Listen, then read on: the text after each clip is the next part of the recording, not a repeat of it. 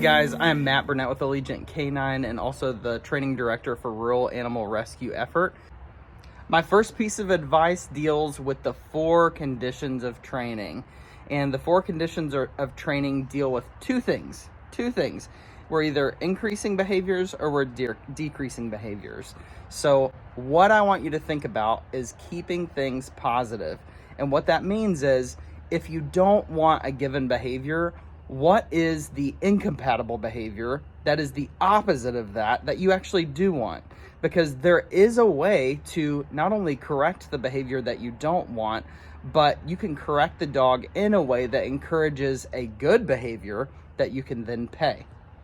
So when you ask questions about how do I keep my dog from jumping, nipping, barking, peeing on the floor, there's plenty of stuff that you could probably choose very, very quickly. Leash reactivity is another big one.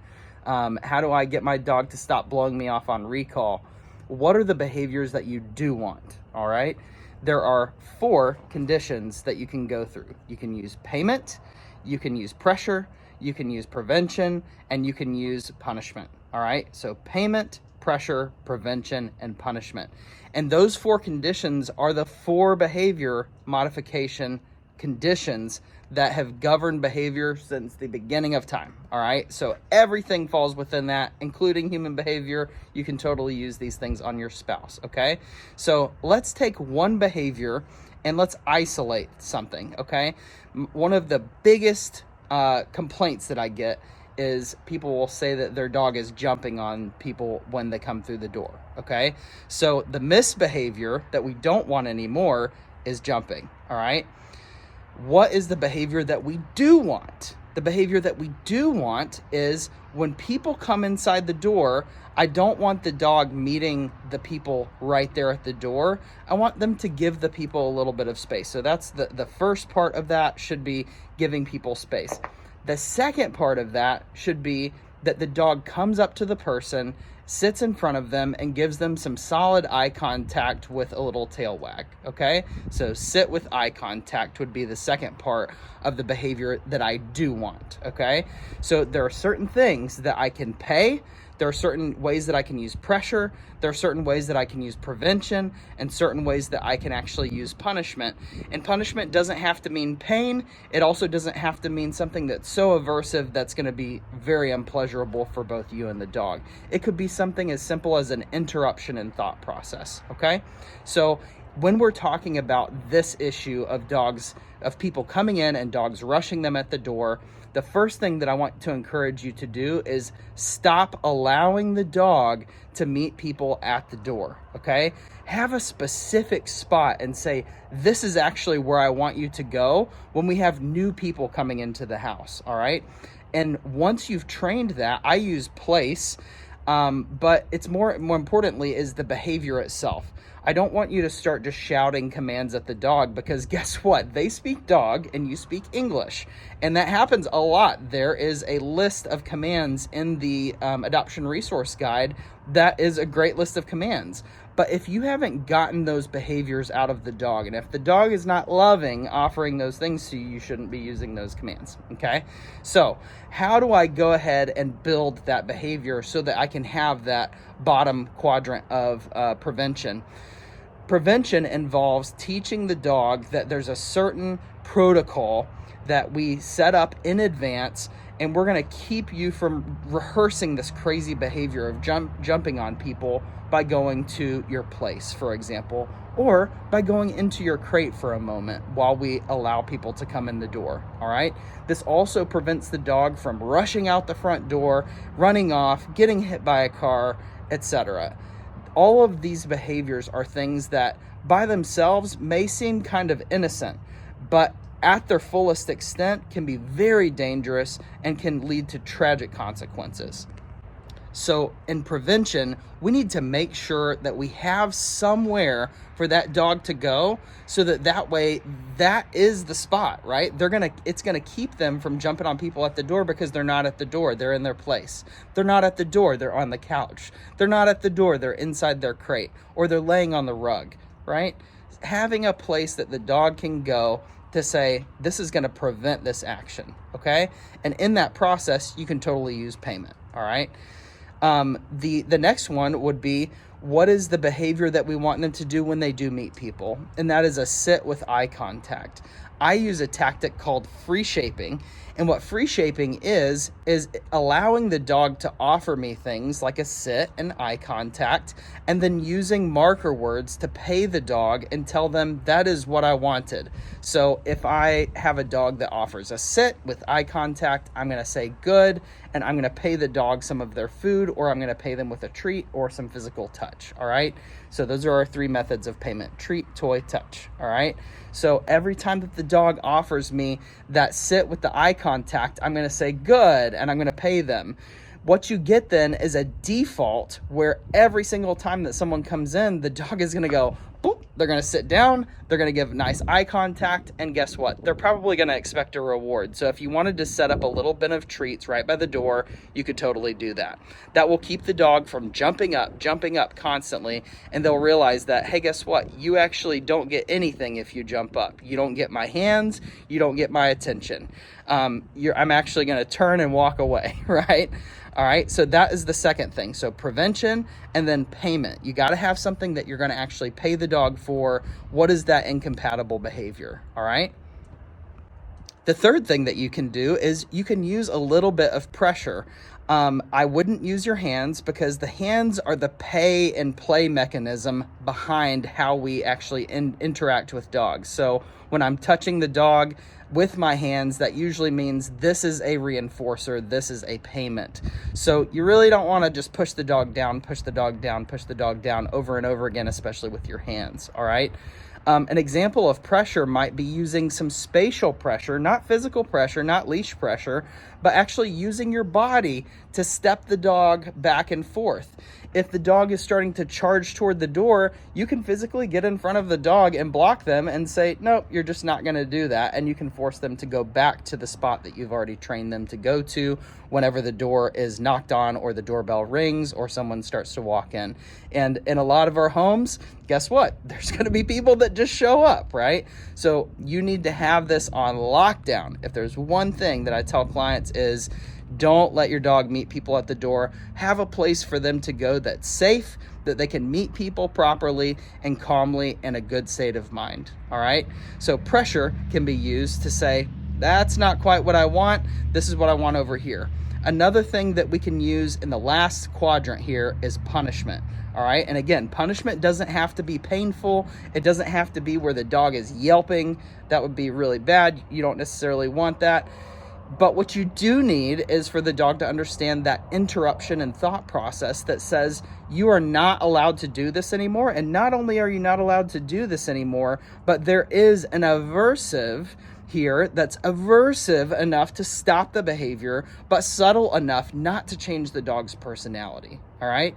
An example of that is a nice little knee bump. Okay. I'm going to demonstrate that for you really quick. Okay. I'm just going to angle the camera down here. All right. So the dog jumps up on me. All I'm going to say is off. And then I'm just going to give a light knee bump. All right. I'm going to do it again. Off, pop. Again, off, pop. All right.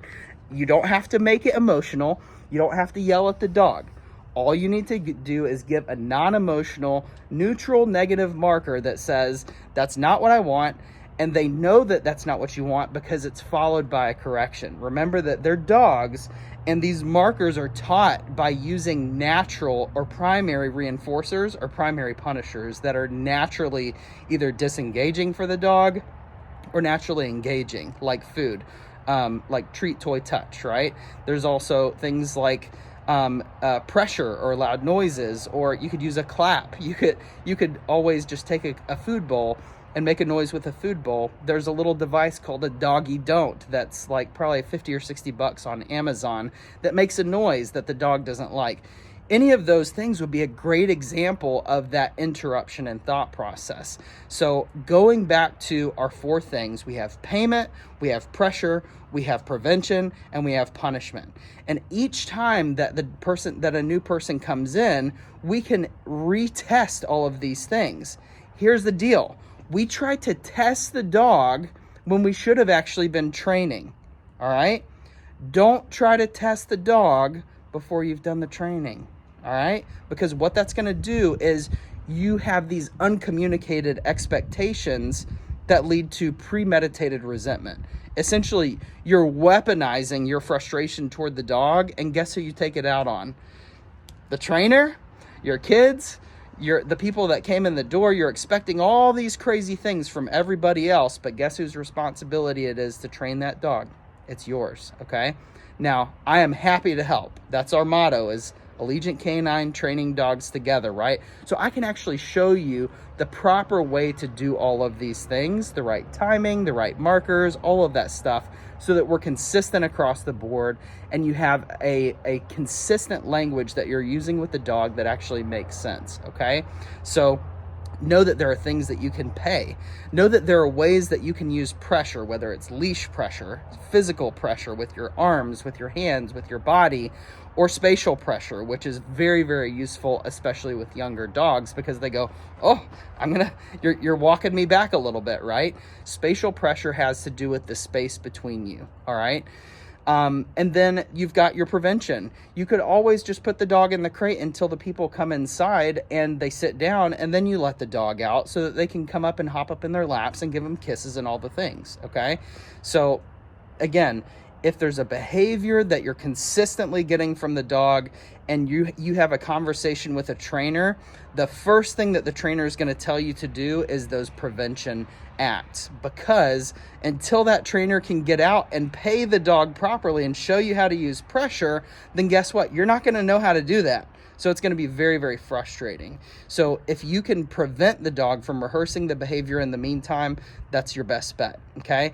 And the last one is punishment. Having some sort of aversive or interruption in thought process where you can tell the dog, nope, that's actually not what I want you to do.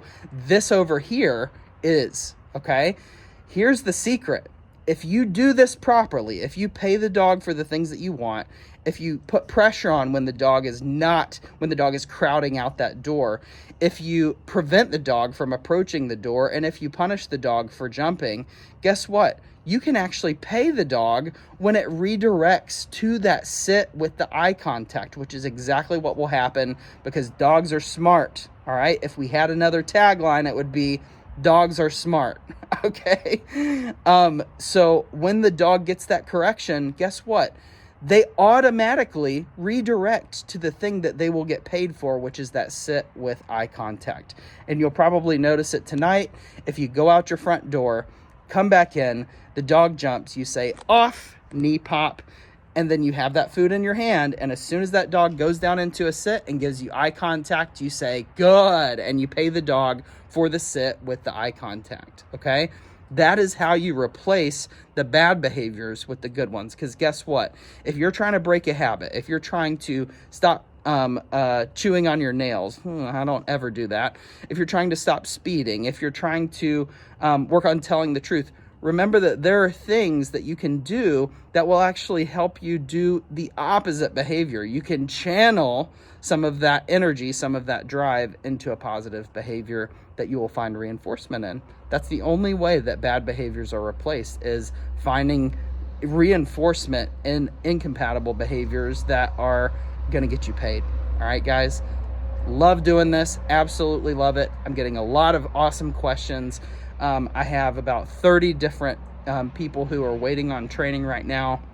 We're very busy all the time, but I wanted to release this video because if you're going to train a dog, you've got to use all of those conditions, because that's how a dog's brain works. About 90% of the things that we teach a dog are in that payment category, but if you don't have that pressure that you use from time to time, you're not going to have a dog that is resilient, okay? If you don't use payment properly, you're not going to have a dog that puts relevance on you. If you don't use prevention from time to time, you're not going to have a dog that knows its role and that knows your role. And if you don't use punishment from time to time, you're not going to have the dog's respect, okay? I want you to have all four, all right? Relevance, relationship or roles, a little bit of redirection as well down here, some respect, and then also resilience. You want that dog to be mentally strong, okay? Love you guys very much. Again, Matt Burnett with Allegiant Canine and training director for Rural Animal Rescue Effort, where we are training dogs together. Talk to you guys soon. Bye-bye.